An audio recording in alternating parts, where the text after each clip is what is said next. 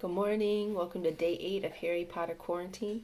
When we last left off, Harry just got caught flying on a broom, and instead of getting in big trouble with Professor McGonagall, he ended up getting himself on the Quidditch team. You're joking. It was dinner time. Harry had just finished telling Ron what had happened when he'd left the grounds with Professor McGonagall. Ron had a piece of steak and kidney pie halfway to his mouth, but he'd forgotten all about it. Seeker, he said, but first years never. You must be the youngest house player in about a century, said Harry, shoveling pie into his mouth. He felt particularly hungry after the excitement of the afternoon. Wood told me. Ron was so amazed, so impressed, he just sat and gaped at Harry. I start training next week, said Harry, only don't tell anyone. Wood wants to keep it a secret. Fred and George Weasley now came into the hall, spotted Harry, and hurried over. Well done, said George in a low voice. Wood told us. We're on the team too. We're beaters. I tell you, we're going to win that Quidditch Cup for sure this year, said Fred. We haven't won since Charlie left, but this year's team is going to be brilliant. You must be good, Harry. Wood was almost skipping when he told us. Anyway, we've got to go. Lee Jordan reckons he found a new secret passageway out of the school. Bet it's that one behind the statue of Gregory the Smarmy that we found in our first week. See you. Fred and George had hardly disappeared when someone far less welcome turned up. Malfoy, flanked by Crabbe and Goyle. Having a last meal, Potter? When are you getting the train back to the Muggles? You're a lot braver now that you're back on the ground and you've got your little friends with you, said Harry coolly. There was, of course, nothing at all little about Crabbe and Goyle, but as the high table was full of teachers, neither of them could do more than crack their knuckles and scowl. I'd take you on any time on my own, said Malfoy. Tonight, if you want. Wizard's duel. Wands only. No contact. What's the matter? Never heard of a wizard's duel before, I suppose? Of course he has, said Ron, wheeling around. I'm his second. Who's yours? Malfoy looked at Crabbe and Goyle, sizing them up. Crabbe, he said. Midnight, all right? We'll meet you in the trophy room. That's always unlocked. When Malfoy had gone, Ron and Harry looked at each other. What is a wizard's duel? Said Harry. And what do you mean you're my second? Well, a second's there to take over if you die, said Ron casually, getting started on his at last on his cold pie. Catching the look on Harry's face, he added quickly, but people only die in proper duels, you know, with real wizards. The most you and Malfoy will be able to do is send sparks at each other. Neither of you knows enough magic to do any real damage. I bet he expected you to refuse anyway. And what if I wave my wand and nothing happens? Throw it away and punch him on the nose, Ron suggested. Excuse me. They both looked up. It was Hermione Granger. Can't a person eat in peace in this place? Said Ron. Hermione ignored him and spoke to Harry. I couldn't help overhearing what you and Malfoy were saying. Bet you could, Ron muttered. And you mustn't go wandering around the school at night. Think of the points you'll lose Gryffindor if you're caught. And you're bound to be. It's really very selfish of you. And it's really none of your business, said Harry. Goodbye, said Ron. All the same, it wasn't what you'd call a perfect end to the day, Harry thought, as he lay awake much later, listening to Dean and Seamus falling asleep. Neville still wasn't back from the hospital wing. Ron had spent all evening giving him advice such as, if he tries to curse you, you better dodge it, because I can't remember how to block them. There was a very good chance they were going to get caught by Filch or Mrs. Norris, and Harry felt he was pushing his luck, breaking another school rule today. On the other hand, Malfoy's sneering face kept looming up out of the darkness. This was his big chance to beat Malfoy face to face. He couldn't miss it. 11:30, Ron muttered at last. We'd better go. They pulled on their bathrobes, picked up their wands, and crept across the tower room, down the spiral staircase and into the Gryffindor common room. A few embers were still glowing in the fireplace, turning all the armchairs into hunched black shadows. They had almost reached the portrait hole when a voice spoke from the chair nearest them. I can't believe you're going to do this, Harry. A lamp flickered on. It was Hermione Granger wearing a pink bathrobe and a frown. You? Said Ron furiously. Go back to bed. I almost told your brother, Hermione snapped. Percy, he's a prefect. He'd put a stop to this. Harry couldn't believe anyone could be so interfering. Come on, he said to Ron. He pushed open the portrait of the fat lady and climbed through the hole. Hermione wasn't going to give up that easily. She followed Ron through the portrait hole, hissing at them like an angry goose. Don't you care about Gryffindor? Do you only care about yourselves? I don't want Slytherin to win the House Cup, and you'll lose all the points I got from Professor McGonagall for knowing about switching spells. Go away.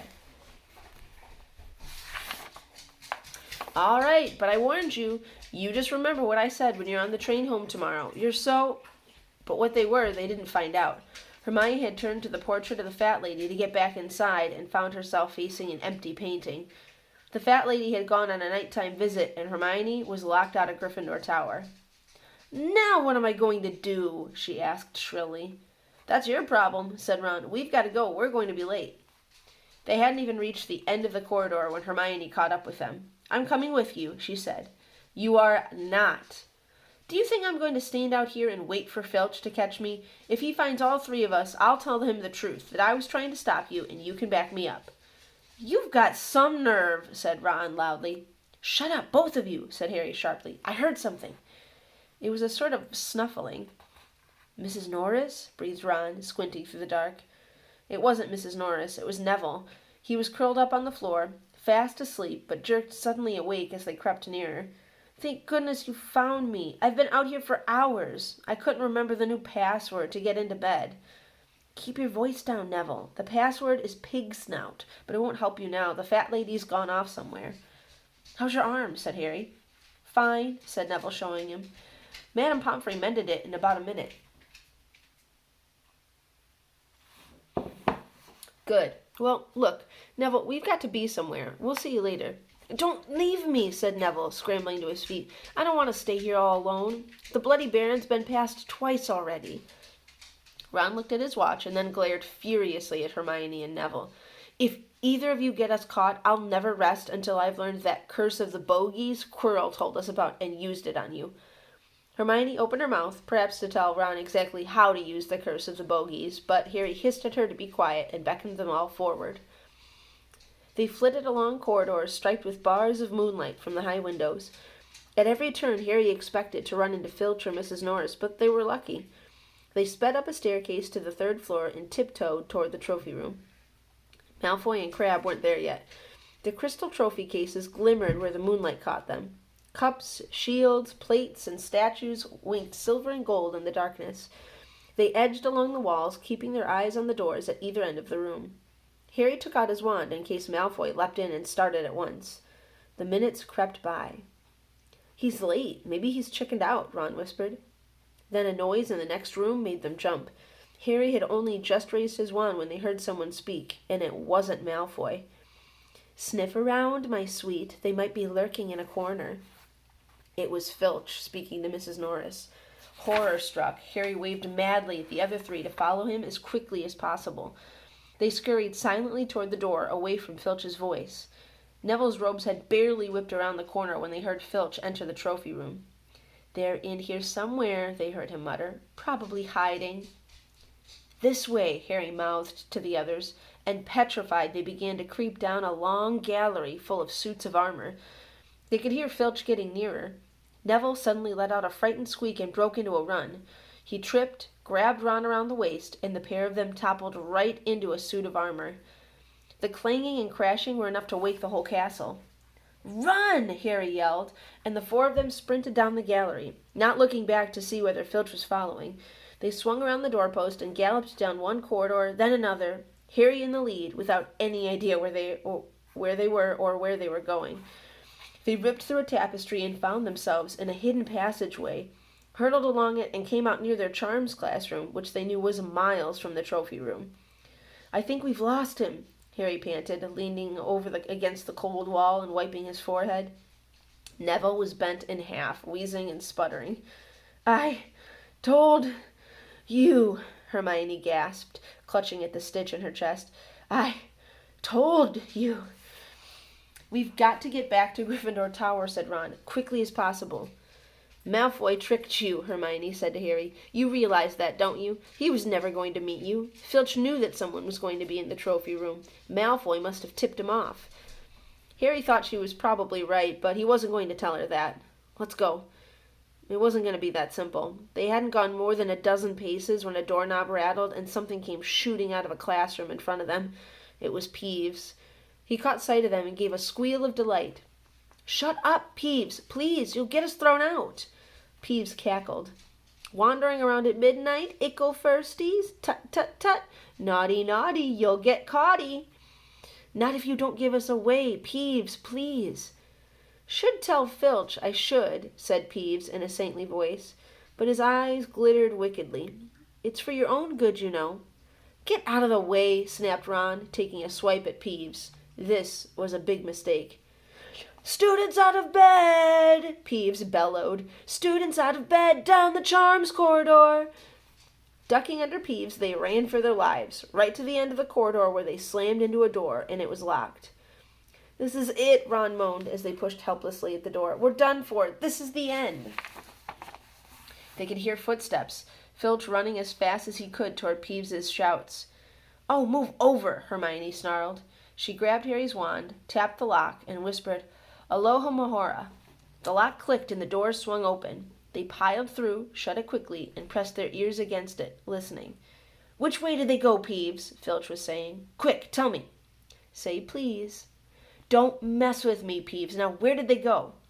"Shan't say nothing if you don't say please," said Peeves in his annoying sing-song voice. "All right, please."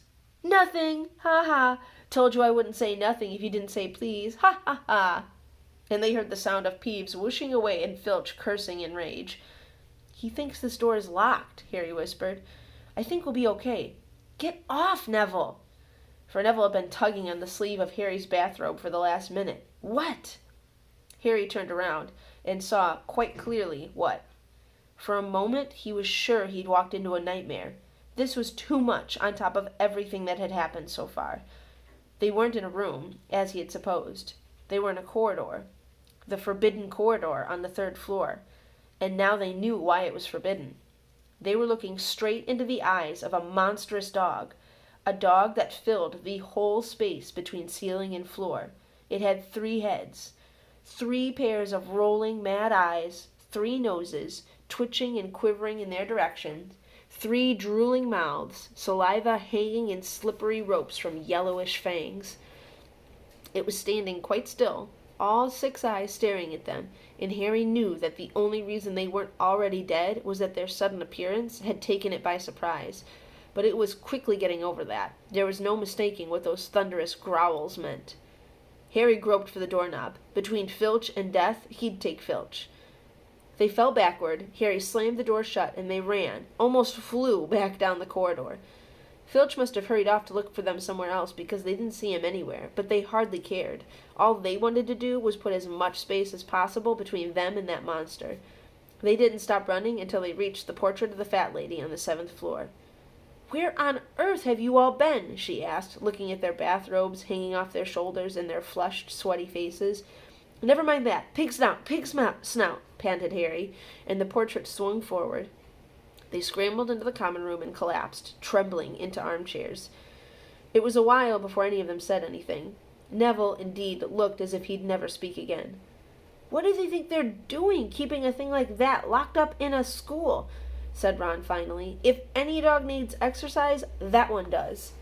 Hermione had got both her breath and her bad temper back again.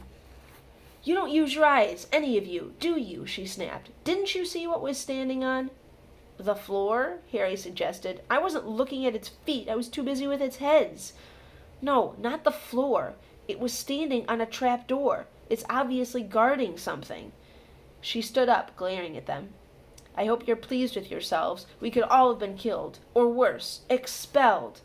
Now, if you don't mind, I'm going to bed." Ron stared after her, his mouth open.